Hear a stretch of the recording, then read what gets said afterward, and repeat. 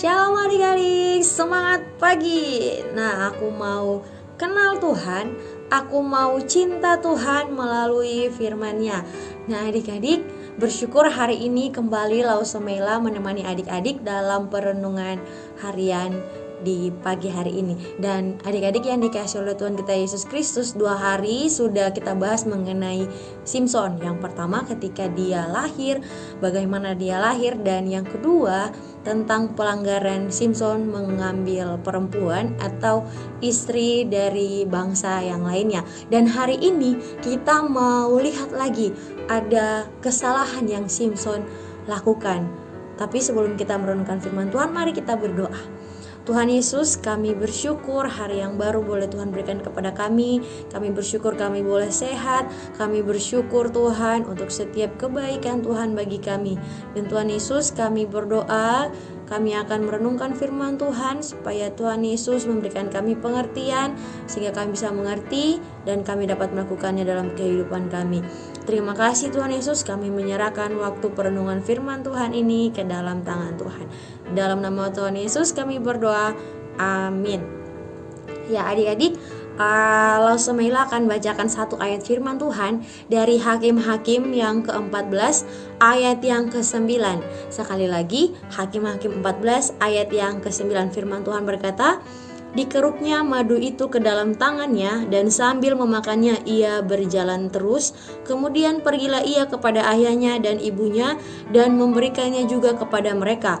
Lalu mereka memakannya, tetapi tidak diceritakannya kepada mereka bahwa madu itu dikeruknya dari kerangka singa.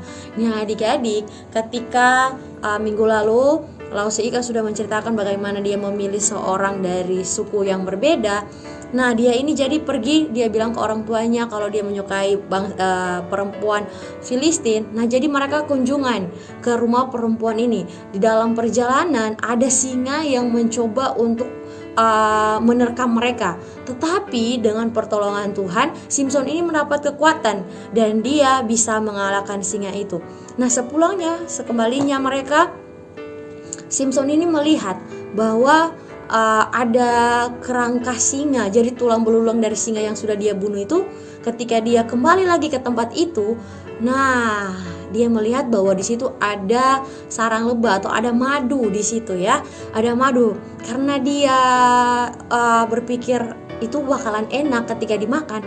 Nah dia tidak berpikir lagi teman-teman kalau seorang nazir atau seorang yang dikhususkan Allah tidak boleh bersentuhan dengan sesuatu yang sudah mati, binatang, entah itu binatang, entah itu mayat orang, mayat manusia, tidak boleh adik-adik. Nah dia sudah melupakan statusnya sebagai nazir Allah yang tidak boleh bersentuhan dengan mayat atau bangkai binatang. Nah dia langsung ambil madu itu, dia celup, dia rasa enak. Baiknya bawa ke mama papa ya di rumah. Jadi adik-adik dia bawa ke orang tuanya di rumah, dia kasih ke orang tuanya, dan dia tahu kalau itu kesalahan. Dia sudah sadar kalau itu sebenarnya tidak boleh, tetapi karena keinginannya jadi dia melakukannya. Sehingga ketika dia sampai kepada orang tuanya memberikan madu itu, dia tidak menceritakan kalau itu madu dia ambil dari bangkai singa.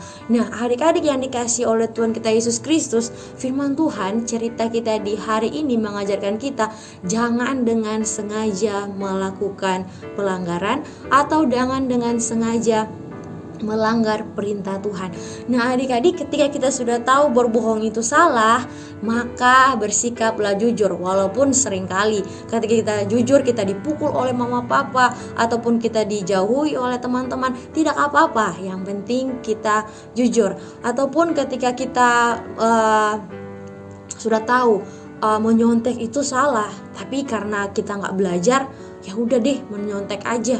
Nah teman-teman tidak boleh ya, teman-teman lebih baik teman-teman adik-adik semua memiliki nilai yang pas-pasan. Yang penting itu karena kejujuran adik-adik. Nah kemudian juga mungkin kalian melihat ada barang teman yang bagus, mainan yang bagus, kalian tidak memiliki itu, tapi kalian punya keinginan untuk memiliki itu. Nah adik-adik, kita tahu bahwa mencuri itu tidak boleh. Jadi jangan ambil barang orang lain tanpa pengetahuan mereka. Mungkin adik-adik itu pengen ada permainan itu, bilanglah ke orang tua, sehingga kalau seumpamanya orang tua punya berkat, mereka bisa membelikannya itu kepada adik-adik. Jadi adik-adik, ketika kita sudah tahu kalau mencuri itu salah, kalau itu berbohong itu salah, menyontek itu salah, melawan orang tua itu salah, maka jangan lakukan itu. Karena Tuhan akan menghukum, Tuhan akan memberikan ganjaran kepada orang-orang yang dengan sengaja melakukan atau melanggar firman Tuhan. Amin. Untuk kebenaran firman Tuhan, mari kita berdoa. Tuhan Yesus, terima kasih untuk firman Tuhan di pagi hari ini. Kami berdoa Tuhan supaya kami tidak melakukan pelanggaran dengan sengaja. Tolong kami supaya di setiap hari-hari kehidupan kami bisa menjadi berkat bagi orang lain, dan terlebih khusus yang terutama kami bisa memuliakan nama Tuhan. Terima kasih Tuhan Yesus, dalam persekolahan kami juga di hari ini, Tuhan Yesus juga memberkati. Terima kasih Tuhan, kami berdoa dan kami mengucap syukur kepadamu. Di dalam nama Tuhan Yesus kami berdoa, amin. Ya adik-adik, renungan kita di hari ini sudah selesai. Untuk adik-adik yang mungkin mengerjakan tugas di rumah, yang mungkin akan jalan-jalan sama orang tua karena hari Sabtu ya, ataupun ada adik-adik yang hari ini mau jalan-jalan atau kunjungan ke rumah saudara, hati-hati ya, tetap merenungkan firman Tuhan, tetap lakukan ingat firman Tuhan di hari ini, bahwa jangan dengan sengaja melakukan kesalahan. Oke, dadah, sampai jumpa besok hari Sabtu. Bye.